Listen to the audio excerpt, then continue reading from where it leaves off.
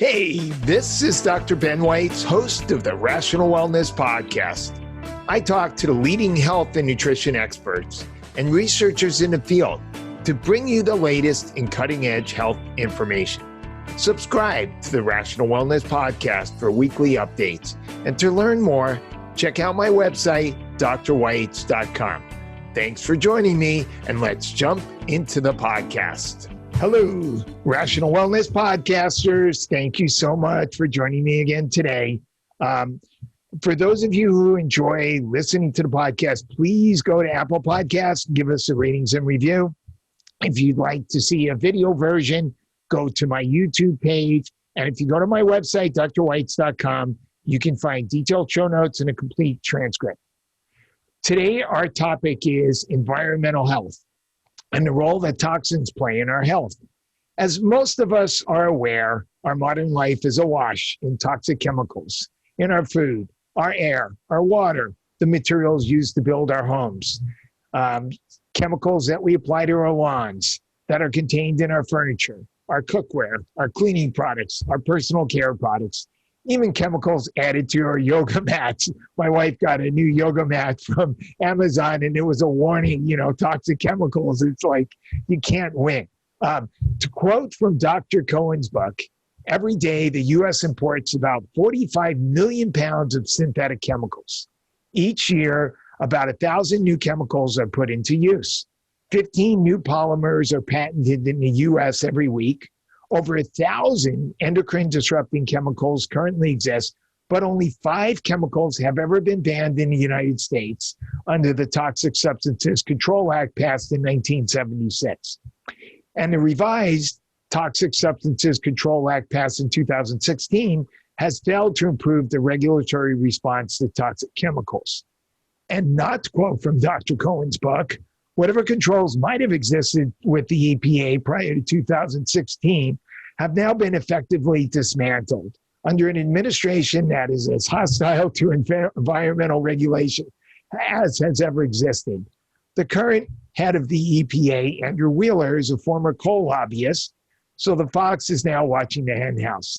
And in fact, this morning, September 1st, when we're recording this, there's an article from Bloomberg News that's titled, "Trump relaxes limits on toxic waste from coal power plants." Just what we need. Our special guest today is Dr. Aly Cohen, and she's a board-certified rheumatologist, integrative medicine specialist, and an environmental health expert in Princeton, New Jersey. She's collaborated with the Environmental Working Group, Cancer Schmancer, and other disease prevention organizations.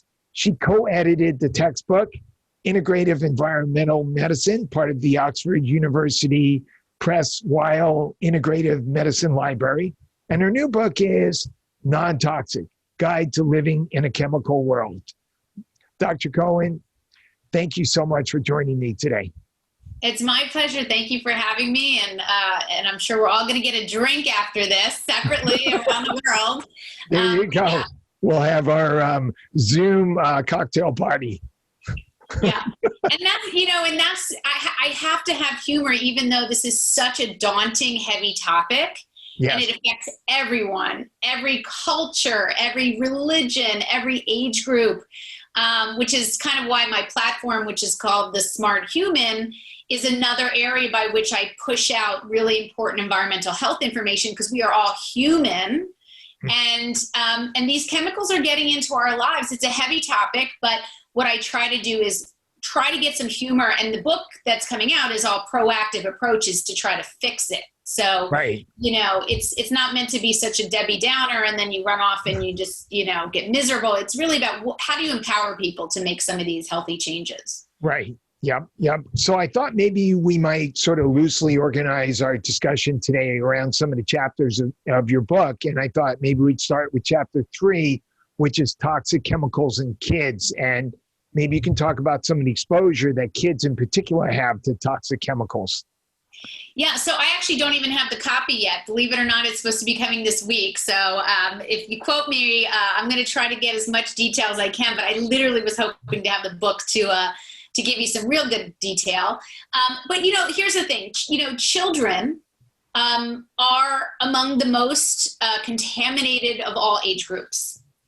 Just to start with, because not only do they actually get exposed in utero, in the womb, during pregnancy, which is not intentional, of course. Moms don't want their kids to be polluted. Right. But it's just because they are exposed to the chemicals that their mother and even their fathers are exposed to from a genetic standpoint, through the air the mother breathes and the personal care products, lotions, any tampons, well, not during pregnancy necessarily, but, all of the personal care products, food, cooking, cookware, food chemicals, contaminated drinking water can expose a growing fetus. Then the kid pops out and you have these babies that are getting perhaps baby food that has a lot of preservatives, chemicals, coloring, glyphosate, some of the pesticides that get into even baby food. And also, where do babies and toddlers spend most of their time? On the floor, right? They're on the floor picking up dusty toys and putting things in their mouths. I have 2 boys. I know they put everything in their mouths. So the idea is that, they're getting exposed per body mass index at such a greater degree than even an adult who has detoxification mechanisms already matured, like their liver and their kidney and other processes of the gut. So in other words, they are really kind of the worrisome group that we need to think about. Of course, all groups, but definitely starting young with exposures over a lifetime, really can add up to a lot of health conditions, which we can go into. Yeah, not to mention some of the chronic conditions tend to happen after longer term exposure. So if you're starting to get exposed, early in life, you've got a longer period of time when these chemicals can eventually have a damaging effect. Absolutely. I mean, and we think about like our grandparents' diet and our grandparents' behaviors. Like they didn't have toxic lawn chemicals sprayed everywhere. They didn't have the plethora of pesticides, outside in farmland and on their food and all the manufacturing food chemicals. They had cleaner whole foods that they cooked. Not as much processed foods, which have upwards of 3,000 chemicals that are now in the food system in terms of just food additives.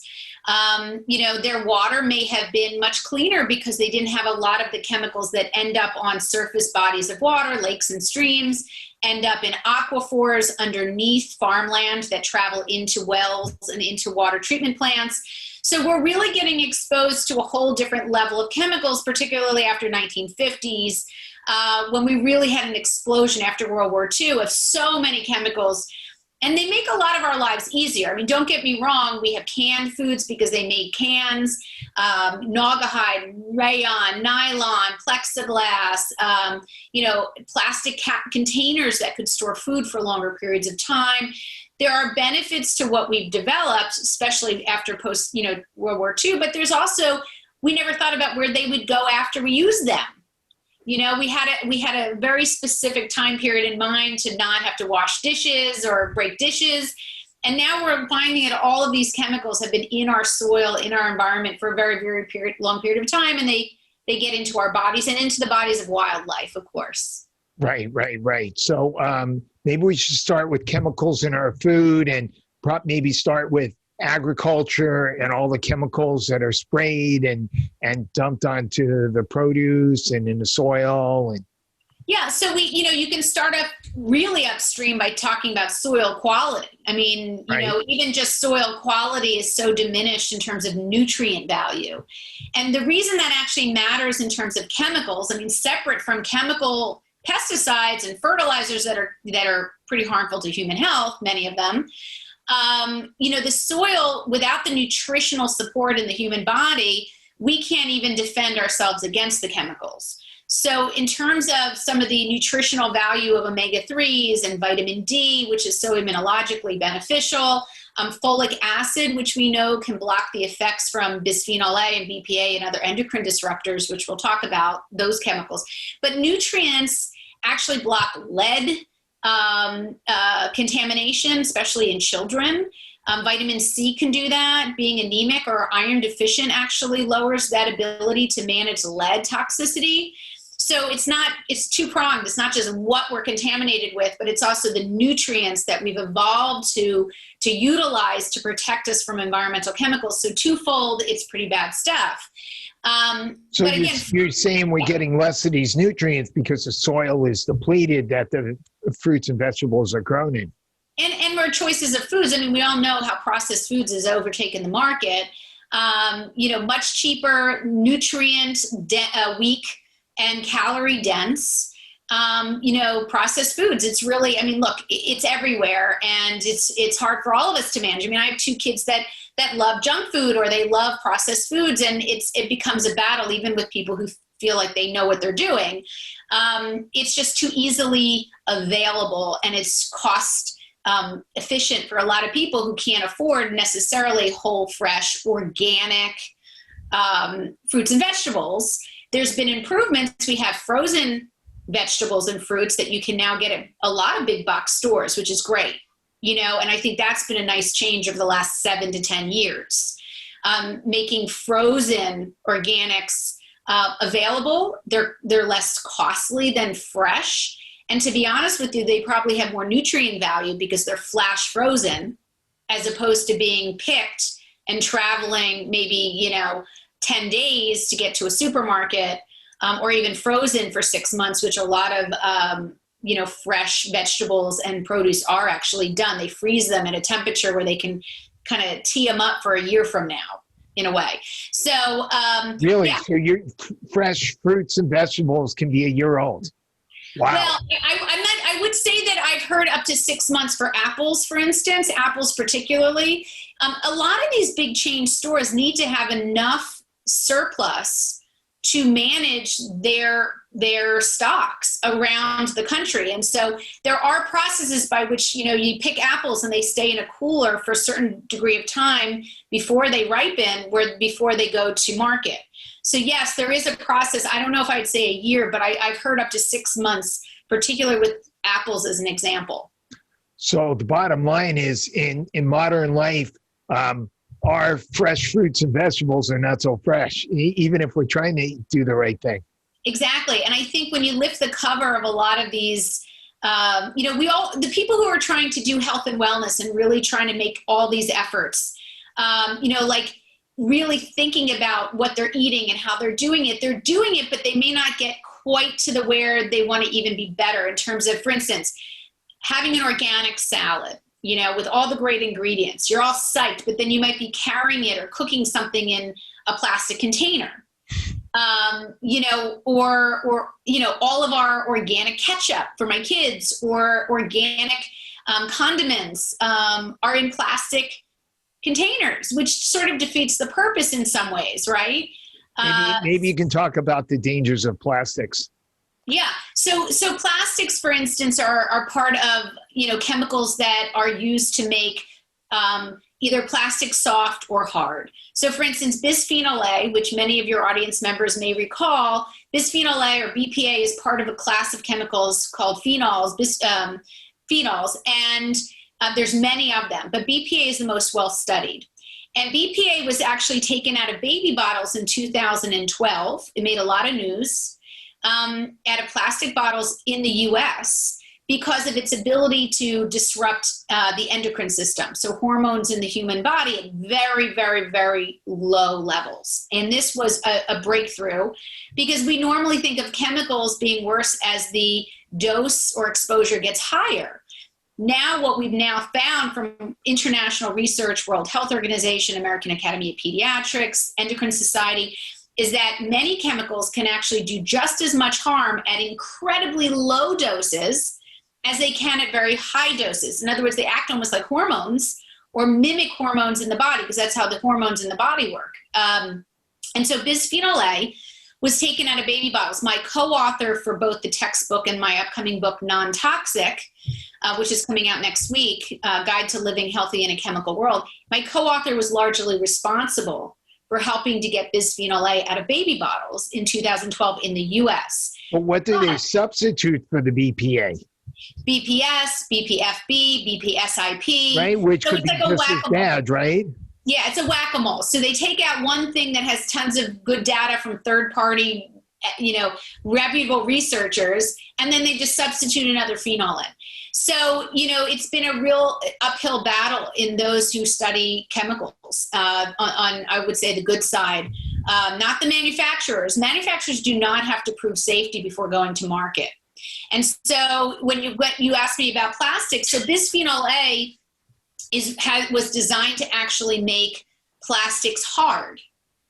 It basically, if you think of like a clear, aspirin bottle, the epoxy, the clear, kind of like a bare aspirin bottle, that was the big discovery in the 50s, actually. So that when you linked BPA molecules together, they actually became a real hard epoxy kind of material, hard. Phthalates, which are another class of plastic chemicals used in millions and millions of products, from cookware to personal care products, even food ingredients, phthalates are everywhere. They actually tend to make plastics soft. So I think like, an iPhone case or some kind of cell phone case that makes it squishy soft, or cookware that's got a kind of a soft grip handle. So that's kind of how they're differentiated in terms of structure. But these chemicals actually can, at very low levels, mimic hormones in the human body. And we now have enough data to show that, especially phthalates can affect male hormones in a growing fetus and can change a lot of the reproductive, make some reproductive changes in the fetus of a baby boy, can affect or block testosterone, can mimic estrogen at very low levels. In fact, it seems like predominantly these endocrine disrupting substances tend to have more of an estrogenic effect. Well, they have both an estrogenic and an anti-androgenic effect. And they also have thyroid effects. So think about all the hormones that our body uses to signal different physiologic functions: growth, development, fertility, managing insulin. We know that these exposures can actually affect blood glucose levels and also utilization of glucose in the muscles, which because you know of your work.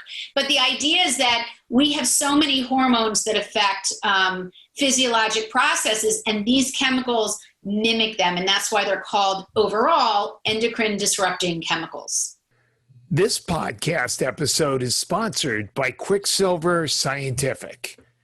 Quicksilver Scientific is a leading manufacturer of nutritional supplements featuring enhanced nanoparticle delivery systems, specializing in detoxification protocols, fast-acting immune formulas, and next-generation longevity products. To learn more or to sign up for a professional account, visit quicksilverscientific.com. Listeners of this podcast can receive 15% off their order by using the promo code Weitz, WEITZ 2020 at checkout. And I definitely utilize Quicksilver products in our office, and some of their products are just absolutely amazing, and there's nothing like it on the market. So thank you to Quicksilver. What do you think about genetically modified crops? So genetically modified crops are interesting because, if you know what genetically modified, it depends on the type of modification where they're splicing out DNA and inserting different types of DNA into that spot. Right. So Isn't it the case that most genetically modified crops currently are designed so that the crop is resistant to Roundup or other herbicides, so then they can spray that herbicide on the crops and kill the weeds and not kill the crops? Absolutely. So a lot of genetically modified crops, the majority worldwide, are designed specifically by the same makers of those seeds that genetically modified them, such as Monsanto, which was bought by Bayer. Right. They are designed to basically be sprayed with this pesticide that was designed, but not die. It would just kill off the herbicide and herbicide, all the different weeds around it. And what ended up happening, the marketing scheme was that this was going to add food to the world's food system, and no one was going to starve. And it hasn't panned out as such. And in fact, it shows that these seeds have shown resistance to the actual pesticide. So now the weeds aren't being killed off, and they're spraying not just once a season, but perhaps even 2 or 3 times during a farming season, and they're sprayed to get the crop ready as a desiccant, to dry it, to get it ready to move the farming along in terms of the crop readiness. But the issue with this is that glyphosate, which is the most commonly used worldwide herbicide, we now know has multitude of health effects, primarily it's probable carcinogenic activity. But we also know it has endocrine disruption activities as well. And just to give you a heads up, it's now September, what's the date? September 1st right now? Yep, September 1st, yep. They just banned glyphosate from Mexico very recently, within the last few weeks. They are banning it from almost every major park, certainly in public parks in Miami. I think they're looking at it for public parks in New York. Europe is looking at banning glyphosate. I mean, they're, after the $1 million lawsuits that were paid out not that long ago to some of the school lawn keepers, who developed cancer, multiple myeloma, and some other cancers. I mean, it's been a windfall. So many cases are now coming through the pipeline, and the science is pretty robust, showing the pretty terrible harm that comes from Roundup or glyphosate. Right. So glyphosate is the main chemical in Roundup. Yeah. Yeah. Correct. And then there's also the inert ingredients. So there's the active ingredient, which you see on the label, which is Roundup. And then there's all these inert, what they call inactive chemicals that actually can be worse than the actual active ingredient. And they're not privy to tell you, you're not privy to know all of those inactive chemicals because they're proprietary. So it's a hot mess, let me tell you. Right. Yeah. There's another sinister aspect to this whole genetically modified crop thing, which is that they also make sure that the seeds can't reproduce by themselves. So the farmer who buys these seeds has to buy the seeds over and over again from Monsanto or whatever company that makes the genetically modified seeds. And then they're genetically modified to be resistant to a herbicide that they make. So not only do you have to buy the seeds from them, you have to buy the herbicides from them. And this is especially sinister in the developing world where you have subsistence farmers who normally would harvest the seeds and replant them. And now they can't do that anymore. And I'll tell you, this is from a very recent personal experience. We live in New Jersey. New Jersey is the garden state. Okay, that's just its definition, and every license plate has lots of fruits and vegetables on the license plate. So we personally live in the corner of a 200-acre preserved farmland area that was bought by a farmer who we outsourced it to another farmer that sprays glyphosate 10 feet from my kid's door, twice a year, once a year. And finally, I worked on this, relationship with this farmer, and I would drop off articles, and I dropped in chapters off, and I would buy him beers, and, I kept breaking him down. Just listen to me. I showed him video of the farm water from the field coming into our driveway.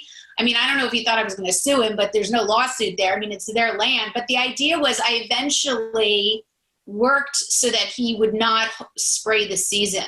I even reached out to a wonderful group in Washington, D.C. called Beyond Pesticides, who's actually in our book. And they're a wonderful organization that gives lists of all of the herbicides that can be beneficial in farmland, but also even selective ones. So in other words, what you said were they're selective seeds. There are some herbicides, if you hit them at the right time, these weeds will actually do quite well with these organic or much less toxic sprays. So there's a solution to everything, and that's why we just got to keep working at it. Right. So one of the things in your chapter on food is you talk about the recycled plastic codes on the bottom of the bottles in the triangle. Maybe you could explain what those mean and which ones are the safe ones. Yeah, so I believe it's in 1988. Again, I have a very short-term memory because of my children now. So in 1988, I think it was the Society of Plastics Industry that basically came up with this way of stamping a triangle on the bottom of plastic containers, food storage. I mean, most of us have seen them. Maybe now they'll look at them even more. Mott's applesauce or, my ketchup or whatever. It's always on plastic containers. And that triangle actually has value, and value to the people who want to use it properly. The Society of Plastics Recycling came up with it just to save money because they wanted to know how they could recoup money from telling people which triangle to put in which, trash can for recycling. So it's 1 through 7, okay, in terms of the numbers that go into those triangles. And 7 is often bisphenol A or other.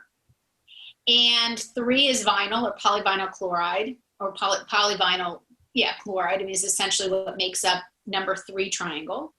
6 is styrene. So on the bottom of styrofoam, you'll see a triangle with 6 for takeout food. And 1 and 2 and 5 are generally considered less toxic because we have water bottles are typically 1 or 2 or 5 for some foods. So the idea is that you could literally go onto your Google or Yahoo or whatever and just look up recycling codes. And it'll tell you the kinds of foods that are and packaging that's used for that triangle. And you can avoid, what I would say is avoid 3, 6, and 7. Okay. And 3 is the vinyl because it's an endocrine disruptor, PVC. It's a plasticizer like a phthalate. And 6 is styrene because we know styrene is carcinogenic. And 7 is usually bisphenol A or other. So if you have to choose, try to stay away from 3, 6, and 7. And we go through it in much more detail in the book. But again, the whole book is about practical solutions. It's about being armed with the stuff to reduce your exposure because we're all not toxicologists or medical doctors or what have you. We need to have some guidance. That's all I wanted to Now, if PVCs are not safe and pretty much all our plumbing went from lead, which is obviously horrible, and we know about all the issues with lead, then we switched over to copper and, we've got issues with copper toxicity. Now we're using PVC. Right. So what the hell are we doing? Yeah. Which leads me into the next topic. Thank you for doing that, Ben. Is our water and the fact that we use PVC piping. And for instance, my company that we use, I think it's American Water Company in New Jersey. Our water, and I visited their one of their treatment plants. So for instance, there are 160,000 water treatment plants in the country, in the U.S. 160,000, which serve about 250 million Americans out of 310 million, right? So the majority of Americans drink from water treatment plants that are, city water. The 20 to 50 million others that are left over are in wells. They're usually in wells, and they have their own issues and they have their own requirements. But the treatment plants, the 160,000, are only mandated to monitor 91 chemicals, 91 nationally, under the Safe Drinking Water Act of 1974. So what that means is since 1974, they've only added, from then I think it was like 80, now it's 91. That what happens is these folks do their job and they do it well, but they're only mandated to calculate how much of those 91 chemicals are over the limit and to remediate it. Now we have over 90,000 chemicals on the market right now in everything. Even that gets into the air quality gets into our water, and they all end up going through these water treatment plants. And the water treatment plants aren't capable, don't have the infrastructure to manage medications from our sewage. Yes, sewage does turn into drinking water.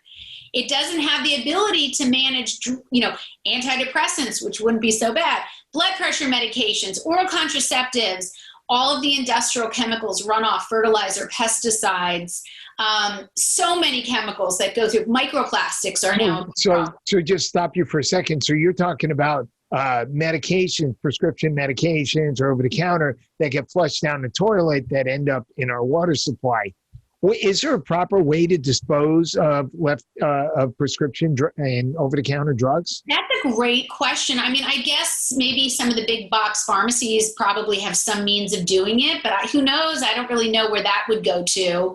Yeah. It's not like they just combust into nothing. They have to be somehow destroyed, dissolved. I don't know. But there's no great solution for all these chemicals. Well, there is a great solution. I'm going to tell you. Worldwide, we have to think about water contamination, but PVC piping takes water from those municipal plants, and ours travels 40 miles to get to our house. I've done the drive. I've calculated the drive.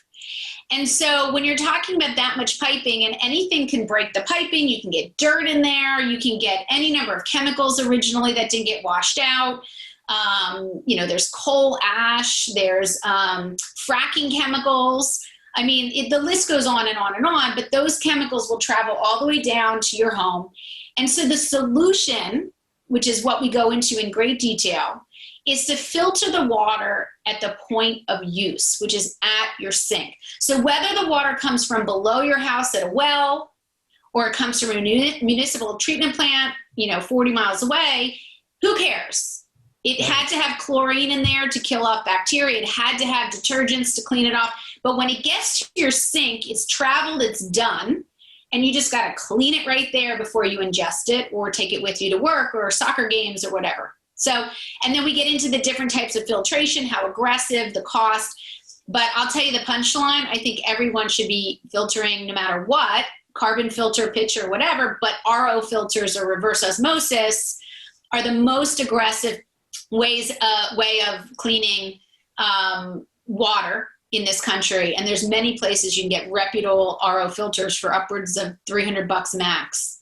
So, and they're right under your sink, not whole house filters. And a lot of the big water companies will install it and just charge you, a monthly fee, like $40 a month or something. Well, that's not how I do it. I say buy the machine, buy the RO filter, have a plumber. We bought ours out of California because we've got it off of Consumer Reports, highly certified. You want to make sure it has all the certifications, not outsourced to China, Indonesia. Don't buy it at a big box store that says made in America. They often will have parts, especially the filtration portions, from other countries. And so you want to research this quite well. I don't say brands, but I can tell you we do a lot of information to get you to the brand. Why not tell us brands? Because I'm working to get into Princeton universities and universities and high schools. My ultimate goal is to have this as a curriculum for high school students. Okay. And I've been very conscientious of never doing branding, even though I'd love to, but I don't, because my goal is to have a bigger reach than just a one-off. And I don't get paid for any of these remarks, and that's why I want to keep it so I'm legit and believable. Okay. But the RO filter is very interesting because it's almost like a dialysis machine. It's so aggressive, it has to go through 3 canisters. It's not that big. But it goes through 3 canisters and then has to sit in a waiting tank. And our plumber put it in $150, I think it was, for 1 hour of work. It should not be 3 hours. It should be 1 hour of work for a plumber who knows how to do an RO filter. It's super easy. I actually order them as wedding gifts because they cost $300 or $250. Nice gift, right? And I'll send them to their house with their permission. And then they'll just pay a plumber to put it in for $150 or $130 and they're done. And then all they have to do is change out the cartridges for about $40 a year or every 9 months, depending on how much they use it. But the tank actually has to hold the water. So it goes through 3 filtration systems, sits in a tank, comes with its own faucet, and that's just your drinking and cooking water. Yeah, that's what we have. Yeah. And so you don't have to keep paying anyone for anything. I hate the idea of constantly paying for something when you can do it yourself. It's the American way to just keep overpaying. I'm always fascinated when I hear these stories about certain water companies. They come in, they tell you your water sucks, and then they tell you to buy like the best, most expensive thing they offer because you're scared out of your mind. Right. Of course you're going to buy it and be suckered to a whole house $6,000 filter. But I kind of push away from that. I mean, some patients who have... I guess the advantage of the whole house is then the water that you're bathing in or showering in is filtered as well. Well, true. But, and I agree with you. I think if you can afford that, that's great. I would love people to afford that over a lot of nonsense things in our lives, right? I do nonsense things too. But the idea is that, if you're taking reasonably short showers, nothing excessive, not too many baths, you're not otherwise... having blood testing that shows heavy metals. I mean, I do that routinely. It's covered by insurance. I would say $6,000-$7,000 is a lot of money when you could put that into an RO filter, plenty of food, the clean food, maybe a couple yoga classes. I don't know. I just look at it as more high yield to just get the water that you're drinking and cooking set up and then think big later. Yeah, we don't find testing for heavy metals often covered by insurance, but we've got different insurance in California. Yeah, I mean, I don't do a lot of metals, but they're covered by Quest and LabCorp in New Jersey with the right coding. And I'm always fascinated why regular non-integrative doctors don't just do them, but it's not typical that they do screenings of a lot of things. Yeah, I'm not sure if the testing done from Quest and LabCorp for metals is as accurate as, the better testing. I agree with you, but for the vast majority of what I see, based on the symptoms, I try really consciously to keep people's costs down. Right. Because to me, I see enough people where they're working class, they don't have money coming out of their ears, and I think to myself, you know what? If the symptoms match, I'll do some of these basic testing, and if it's not resolved over some basic interventions, then we'll move into deeper testing. But go with what's free is what I say. Yeah. Are stainless steel bottles and containers safe? Yeah, in general they are, but I'm always leery of anything that says made in China. Right. I worry about the recycling of metals. I tend to really try to get people to think about U.S. made pans, pots, containers. There's a wonderful, there's stainless steel thermoses that are great, made in California.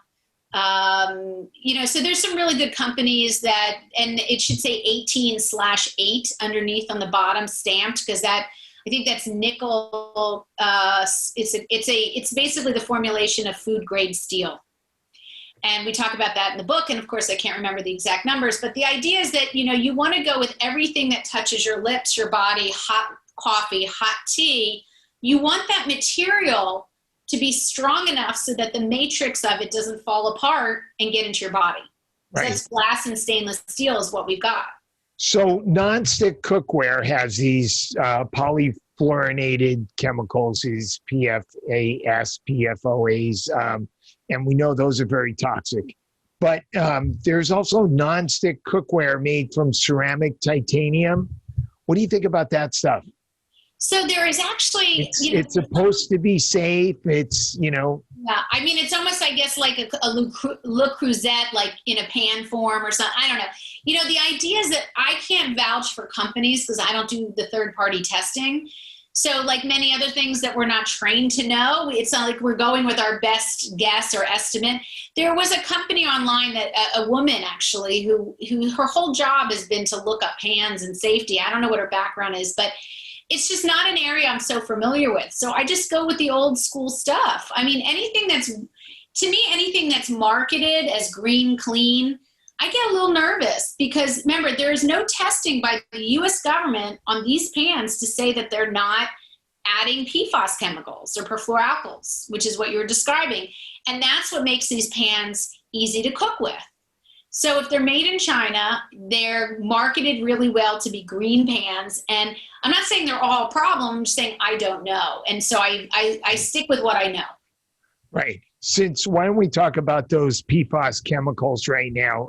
So these are the chemicals that are made that line these nonstick pans like Teflon. They're also found in a whole series of other products. They're what are actually sprayed as fire retardants. In California, we have all these fires and the planes are coming by and dumping all this. Poor California, man. Flame retarding chemicals. I just did see, though, that there's a bill in California that was just passed to ban these chemicals. Of course, I think they have 8 more years to stop using them. But, all this crap is seeping into the groundwater. And I've seen reports where these chemicals are literally in the majority of states throughout the country in much higher levels than are safe.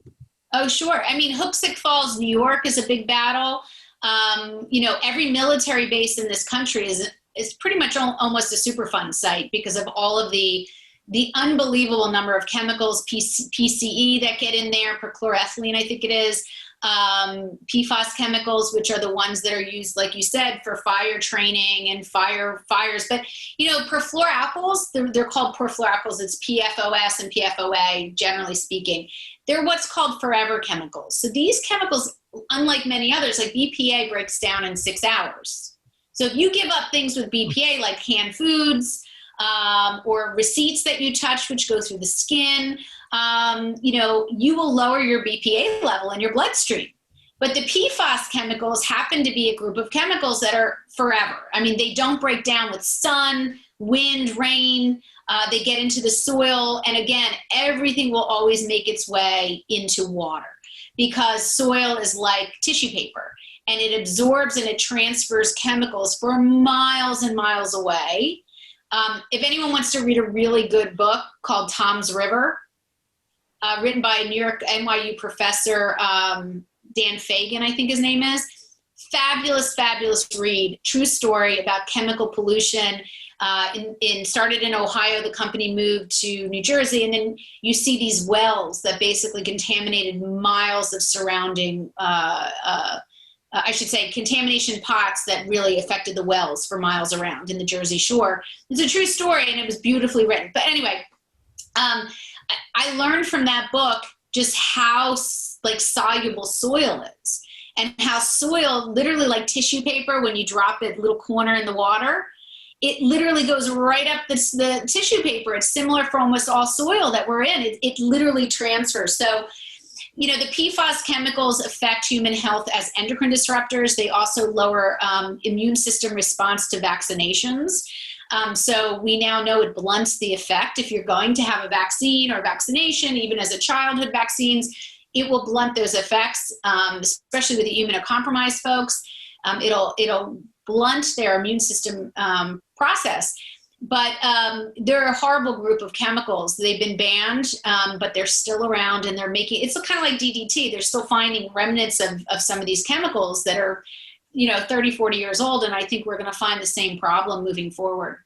A thought just came into my head. I always get these weird thoughts, is that, we're in the midst of this coronavirus pandemic, and we're reading reports about how people who've been exposed, who've been infected, and it's assumed that with the majority of viruses, you're going to develop protective antibodies. And could it be that what you're talking about vaccines, could it be that if our bodies are loaded with some of these toxic chemicals, maybe our immune system's not going to produce the same amount of protective antibodies that would have happened otherwise? Well, what's interesting, and to make that nice segue into COVID-19 and how chemicals actually really cause more problems for people who are exposed to COVID-19, and the fact that environmental chemicals we now know cause inflammation, okay? They cause inflammation, IL-6, IL-18, IL-17, tumor necrosis factor, natural killer cells. All of these chemicals are shown to be elevated with high exposures to everyday chemicals. So we know that. We know that many of these chemicals contribute to chronic conditions like diabetes, right? Because they affect insulin production and insulin resistance in muscle tissue. Heart disease, blood pressure, all affected by BPA, plenty good studies on that. We know that all these comorbidities that we hear about on the news, 5 months into this pandemic, we know that the people who do worse once infected, everyone can get infected, right? Everyone can get it.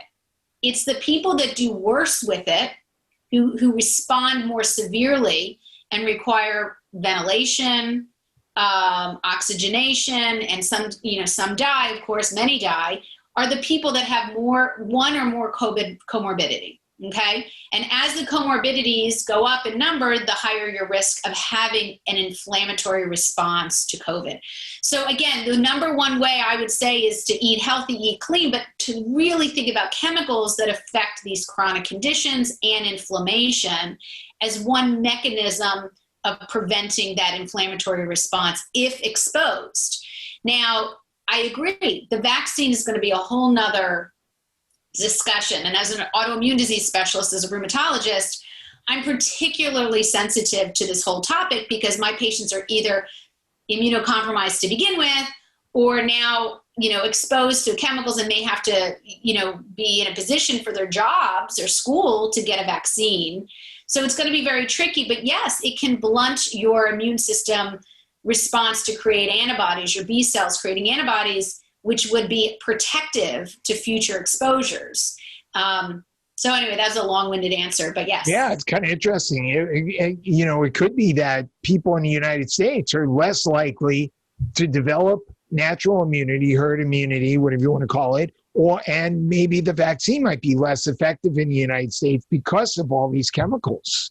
Yeah, I really think this whole crisis is a wake-up call for people in the United States to get more healthy, because we're talking about all these chronic health conditions like diabetes, hypertension, and obesity, which, just epidemic.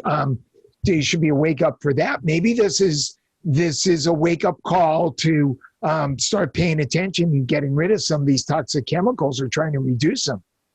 You're absolutely right. And obesity is another one of those big in fact, probably the biggest comorbidity, especially in children who have a terrible response to COVID, are mostly obese. Where do a lot of toxins get stored? But in fat cells. So people who are more obese are storing more fat. And also when you talk about, environmental justice and health equity, and you talk about who are getting the sickest, we know that many of the minority groups in this country, major cities, people who are underserved, people who don't have access to healthcare, they may have higher access to junk food, right? Because they're in places where there's food deserts, or healthy food deserts. And so you can start to pick out why, it all connects. Our diet and junk food is cheap. And junk food is cheap. And it's unfortunately what a lot of people rely on for feeding their families. So I think the system is really a mess. It's really broken. And I think we're also seeing through the pandemic just how bad the system is for people who really even want to get healthy. I mean, these are people that just would like to be necessarily on junk food. These are people who necessarily want to be healthy like everyone else and have the ability to do so. And it's not just food, by the way. Air quality plays a key role in terms of risk for COVID. And we know this because air pollution actually has been shown over the last 5 months worldwide. And when they've measured it, it correlates with a worse inflammatory response to COVID. We have a whole chapter on indoor and outdoor air quality and what to do about it. Because again, it's not just what you eat, it's what you drink, it's what you inhale, it's what you put on your skin, what you put in your body. These things all add up to a picture of contamination. And one of the ways people are trying to be healthier is to reduce their carbs. They might be eating paleo or keto or carnivore diet, and they're eating less carbs or very little carbs, and they're eating more fat, and they're eating the entire animal. And you mentioned in your book how eating the fat and the skin from animal products like fish and poultry are going to concentrate more of the toxic chemicals. Not only are they eating the skin and everything else, but they're eating liver and these other organs, which even more are going to concentrate these toxins. Well, you right? did actually read the book. I can't believe you know so much detail about the book. I'm so impressed. I'm like, oh my God, I did write that. But it is true. The fish, when we eat fish, the skin is like the dirtiest part of the whole fish. Fat holds these chemicals, these endocrine disrupting. But I always thought that's where the omega-3s are, right? So you want it. Well, it's become a really sad situation where I tell patients, believe it or not, knowing what I now know about chemicals in seafood, wild or farm raised, I recommend only about 2 or 3 servings of fish, even a week, wild caught, because I think you start to tip the balance between benefit and risk. And, if you're going to do supplements, which I do believe in supplements, just evidence-based, well thought through, and really good brands, because brands matter in this country, because everything is a free-for-all. I say a good fish oil supplement that's affordable, that's cleaned for heavy metals and PCBs, that is concentrated, so you don't have to take 10 of them to get the same amount as another one that's just one of them. That all plays out into cost, to compliance, consistency, and you need a company that actually cleans and looks for those metals and those PCB contaminants, because, quite frankly, I think as we move forward, it's not even just those chemicals, it's actually microplastics are getting into fish. I'm sure you've read those articles. Oh, yeah. Like I said, it's a pretty daunting conversation, but what we try to do is just give people really simple, here's what we recommend, based on the science. And it's not a perfect situation. I color my hair. You know, we all have habits that we love, and we have to work. It's a journey. So I call myself out on that. But, you know, I think I try to give up everything else so I can still try to be a blonde. Absolutely. Yeah. It's not a perfect world. It's a question of doing our best to reduce our level of these toxic chemicals. And then perhaps maybe doing some sort of detox periodically as well. Yeah, I mean, there's nothing wrong with doing detoxes. I don't promote a lot of that. In the book, I have a whole chapter. The last chapter, I think, is on detox. And it's really talking about how exercise works anthropologically. You know, I was an anthropology minor in college. I loved it. I loved it because you can look through the world as an anthropology person, and you can see how messed up we are these past 200 years. Really, it's like 200 years, 300 years. I mean, you could argue further, but if in terms of chemicals, pollution, lack of community, spiritual, clean drinking water, sleep, we have really screwed a lot of things up that we've been evolving to utilize in our lives for millions of years. So, you know, I really want people to think about the ways to naturally detox that our bodies were designed, like, you know, exercise, how it works, why it works, sleep, how we detox our brains at night. People don't realize we actually detox our brains at night. The lymphatic system. Yeah. So, you know, there's just which happens during REM sleep. Yeah. Yeah. Yeah. I mean, it's so fascinating. That's new science from like 2013. We have all the references in there. But there's just really interesting stuff that if you just learn about it, you'll start to realize you don't need any fancy cleanses and detoxes and high colonics and all these cockamamie things that I hear about. You really just need to be consistent with very reasonable behaviors and lifestyle changes. And that will be enough to do it. And I see this because I test myself.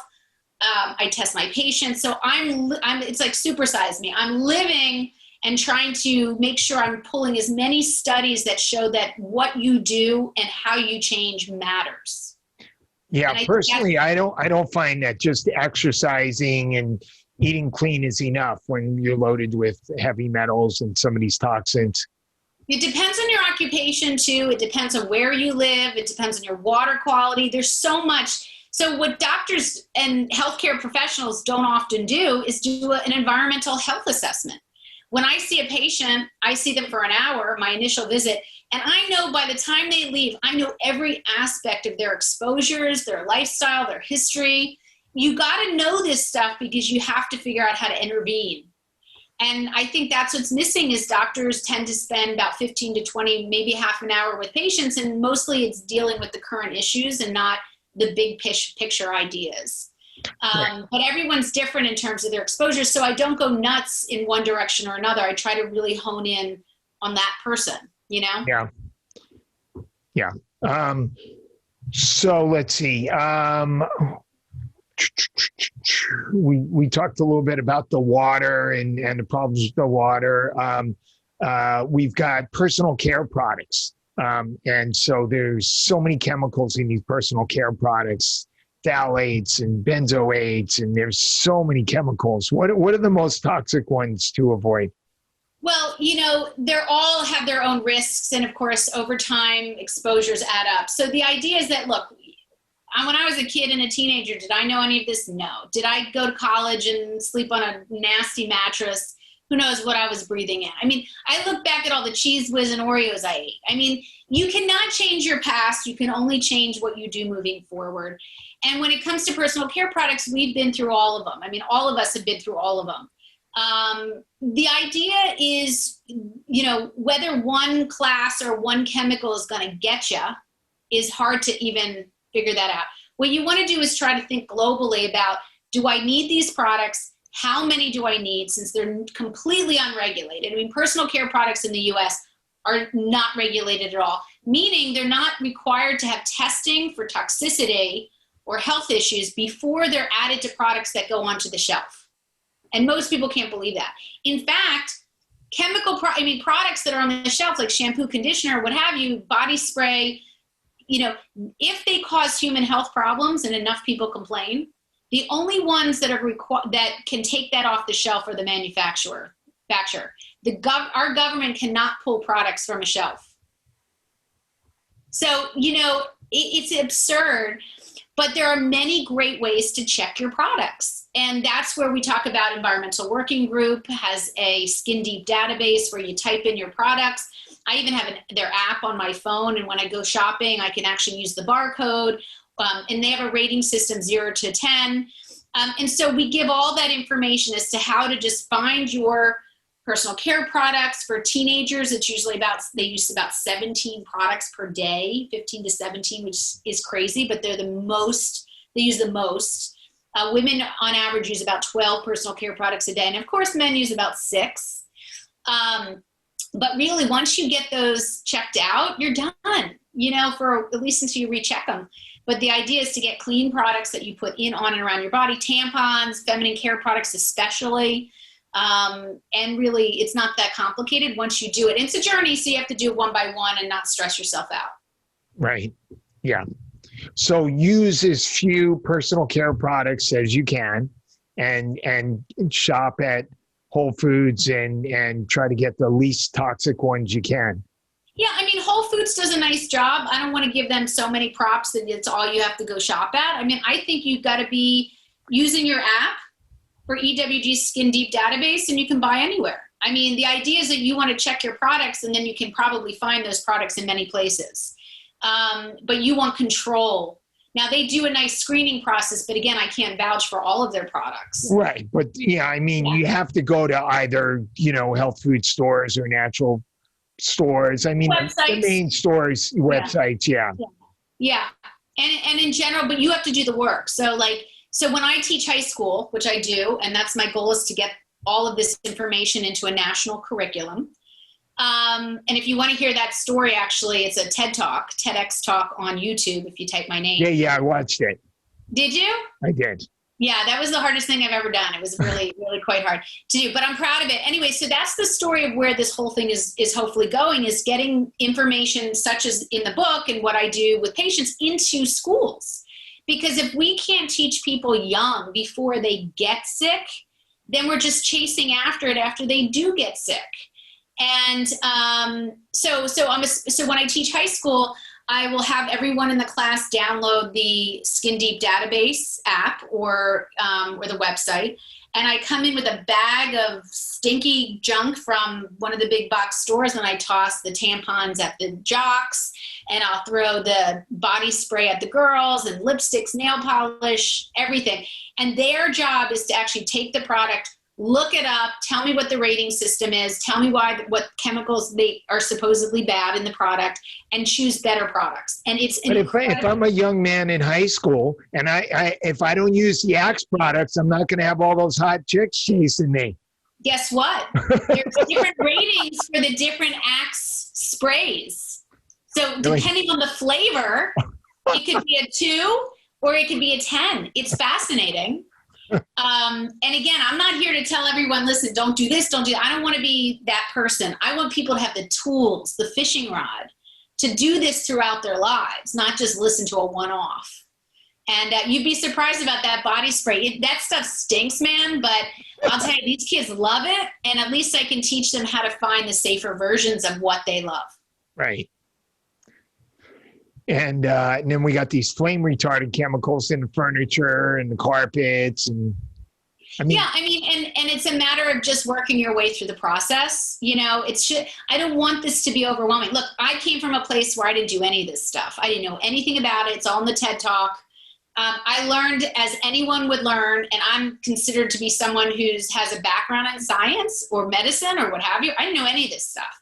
So as I learned and my journey kept continuing, I kept on layering what I would tell other people. And that's what this is the culmination of, is like 8 years of trying to figure it out on my own.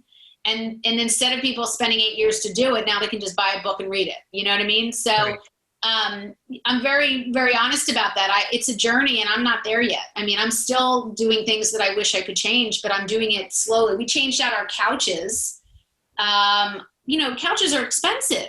Right. And so I would stare at this couch as I walked through the kitchen or the lounge or whatever we have, and I would have like a tick because I knew it had flame retardant chemicals, but we needed a couch. So it was like so stressful. And the day I got rid of my couch, I took pictures, I posted, I was like, this is where you get good ones. So, you know, I look at it as like, you know, a win every time we kind of take. What can you do about your car seat? Because the car seats all have it, right? Car seats have them because they're covered by the Federal Transportation Association, or I mean, I don't. Anyway, so yeah, flame retardants are part of car seats and the material in car seats. There's no way around it at this point. But they've gotten rid of flame retardants in like baby pillows and a lot of mattresses. Certain states like California are much better at this than others. And the rules are changing, but in car seats, because the car can explode, they have not been able to do that. And, you know, quite frankly, I'm not sure I disagree, but you can also do a covering to your car seat that can be, you know, non-toxic. So there's that. You can do that, you know, with no problem. Yeah. Okay, cool. Yeah. Well, I think we covered a bunch of really useful information. Yeah, I had fun. I mean, you got my Irish up. You got my Jewish up. Now I gotta get a drink. There you go. So how can our listeners, viewers get a hold of you? So to find out about your book and... Yeah, well, my practice is in Princeton. I do telemedicine. I see people from all over the world if they need it. That's just my website for my practice, which is just Aly Cohen, COHENMD.com. So AlyCohenMD.com.